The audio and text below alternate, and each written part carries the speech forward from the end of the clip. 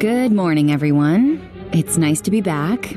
My trip to Europe was great, but that's not what I'm going to talk about today.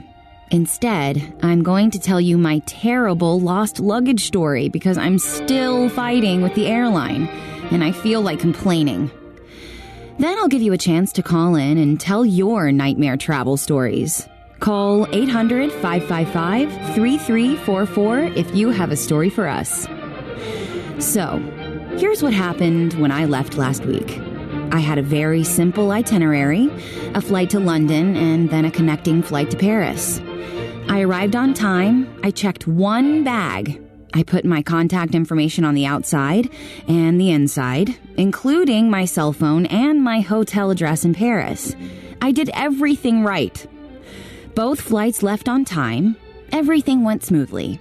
And yet, somehow, they still managed to lose my bag. I waited around the luggage carousel forever, desperately hoping my bag would appear. And then I spent another 40 minutes dealing with the lost luggage desk. So I went to my hotel with one change of clothes and a few toiletries that were in my carry-on, and that's it. But I wasn't going to let it ruin my trip. I figured they'd get it to me soon enough. Well, 3 days later, my bag still hadn't arrived, and I had to file a claim form. I also had to buy clothes in Paris. Not cheap, let me tell you. I wish I could send those receipts to the airline. So, on the 5th day, I get word that my bag arrived. Yay! Oh, but wait. It's arrived in London, not Paris.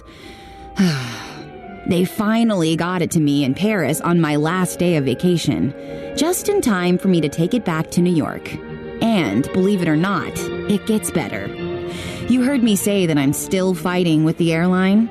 That's because the story isn't over. While my bag was on its mysterious journey, it was damaged.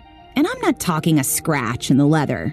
I'm talking lock broken, fabric torn, now you have to tie it closed with a rope damaged. So, I may not be able to make the airline pay for the gorgeous dress I bought in Paris, but I at least want to get reimbursed for my suitcase. So, I had to file another claim form. It's been 3 days, and I'm still waiting to hear from the airline. So, that's my story. I've got Andrew on the line, and it looks like he has a good one for us. Hi, Andrew. What happened to you? Well, about 3 years ago, I was flying from Los Angeles to Portland, Oregon.